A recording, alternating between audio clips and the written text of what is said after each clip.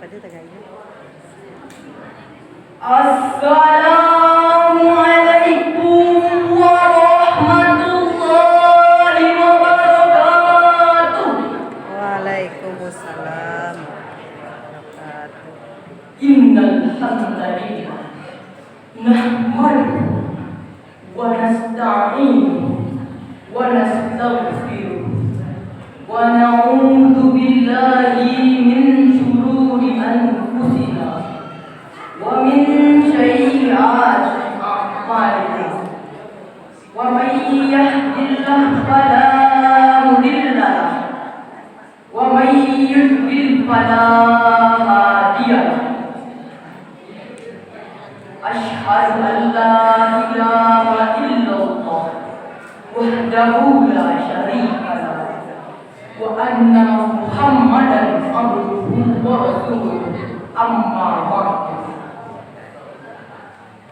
Dewan Hakim yang adil dan bijaksana, hadirin sebangsa dan setanah air yang kami banggakan, Profesor Dr. Amin Rais, seorang tokoh reformasi Indonesia, pernah mengungkapkan bahwa Islam saat ini, terutama di Indonesia, adalah umat Islam yang paling tertinggal, paling terpojok, paling terbelakang jika dibandingkan dengan umat-umat lain yang ada di dunia. Dr. Yusuf Qaradawi dalam bukunya Muskilatul Fakhri wa Kaifa ala Jahlil Islam mengungkapkan bahwa Islam saat ini tengah menghadapi masalah besar lagi menasab, yakni tengah berada di dalam kondisi kebodohan dan kemiskinan. Profesor Dr. Nurholis Majid pun menegaskan bahwa Islam memiliki ajaran visioner dan revolusioner, tetapi anehnya kondisi bangsa Indonesia saat ini betul-betul dicengkram oleh berita kemiskinan dan kebodohan.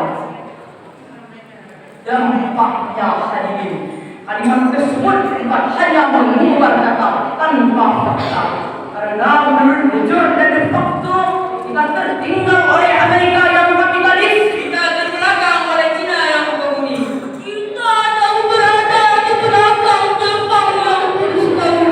Dampaknya hadirin, kita hanya akan menjadi sebuah bangsa yang memiliki jiwa pengemis, bermental apatis, bermata iblis, hanya kotor, sifatnya diktator, jiwanya kendor, mentalnya boros, kerjanya hanya bisa melihat goyang gabah dan goyang panggul. Dampaknya itulah akibat dari rendahnya sumber daya manusia yang berdampak langsung terhadap Indonesia. Oleh karena itu, perkenankanlah kami menyampaikan syarah Tuhan yang bertajuk Konsep Pendidikan Karakter Berbasis Al-Quran. Semoga melalui siaran ini hadirin sekalian mampu menerapkannya ke dalam kehidupan nyata untuk membangun bangsa menuju arah yang lebih sejahtera. Sebagai rujukan, marilah kita dengarkan firman Allah dalam surat Al-Mujadalah ayat 11.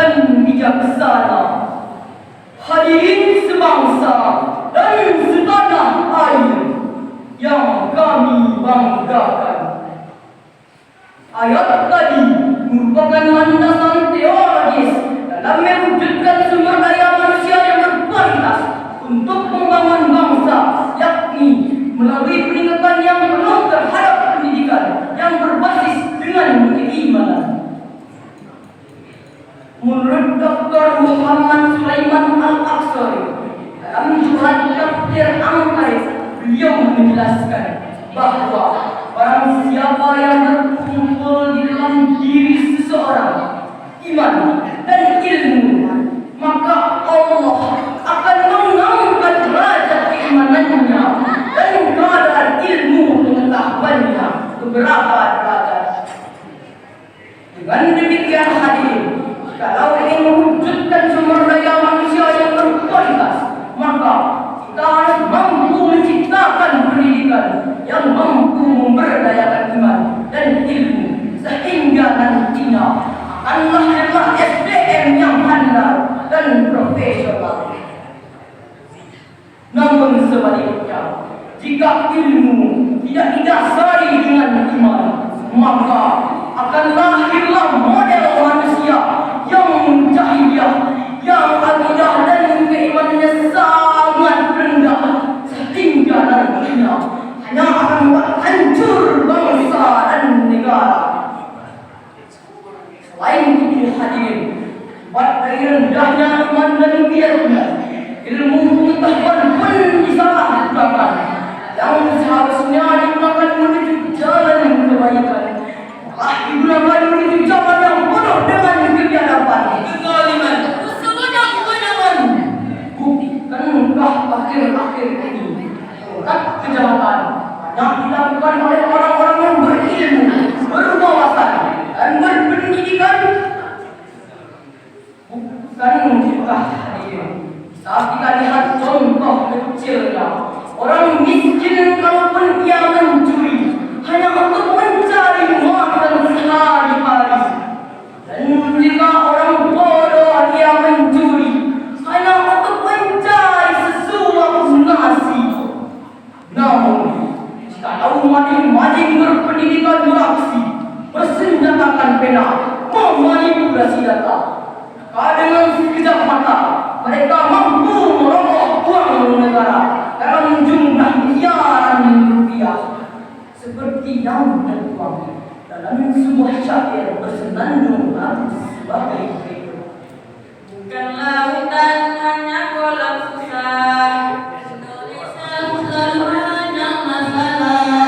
Dari kasus korupsi sampai narkoba, Dari malu sampai malu semua. orang bilang negeri kita demokrasi, Tapi masih banyak tikus berdasi.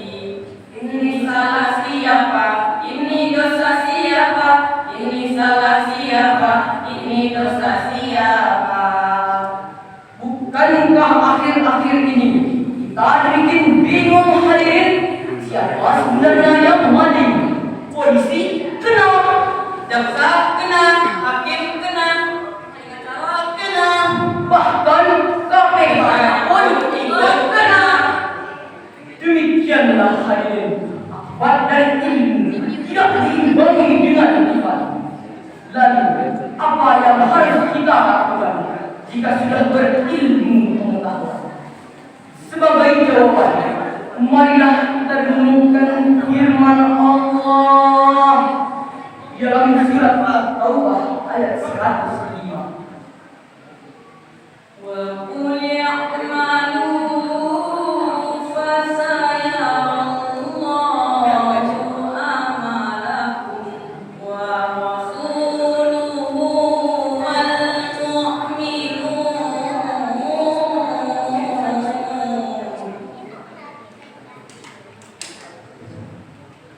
Fasaturadduna ila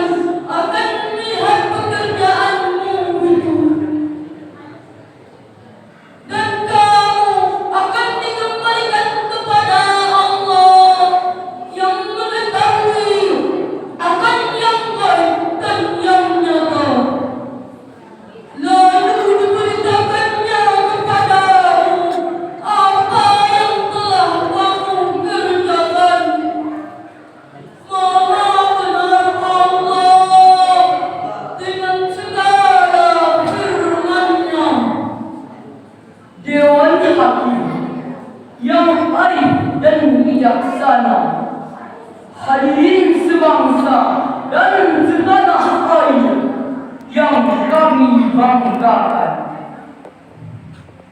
Ayat tadi diawali dengan kalimat "Ya'malu", bekerjalah kamu sesuai dengan skill, profesi, dan kemampuan masing-masing.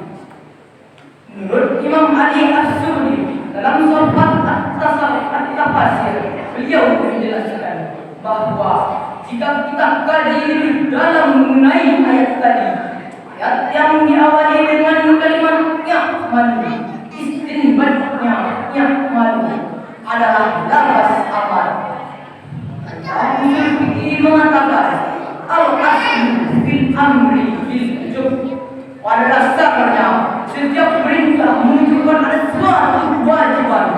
Oleh karena itu wajib bagi kami bertiga, saudara-saudara sekalian dan insan-insan yang beriman, untuk selalu bekerja dan berusaha menurut kualitas masing-masing. Sedangkan dengan ayat tadi, Profesor Dr. Muhammad Faisal dalam tafsirnya Al-Misbah mengatakan bahwa ada 3 perintah Allah kepada kita. Yang pertama, untuk selalu bermental pada pantang menyerah dan terus berusaha. Yang kedua, kita harus pandai menggunakan waktu dengan sebaik-baiknya. Serta yang ketiga, kita sebagai manusia jika ingin bekerja, maka harus selalu bertawakal kepada Allah Subhanahu wa Ta'ala. Jika hadirin sekalian telah mampu menerapkannya dalam kehidupan berbangsa dan bernegara, maka akanlah adalah insan yang berkualitas yang akan membawa Indonesia menuju arah yang lebih sejahtera. Bukankah sejarah telah membuktikan dengan kualitas yang tinggi lahirlah para pembesar-pembesar bangsa yang telah merubah dunia? Bukankah para pembesar-pembesar tersebut mengawali karirnya dengan menjual Quran?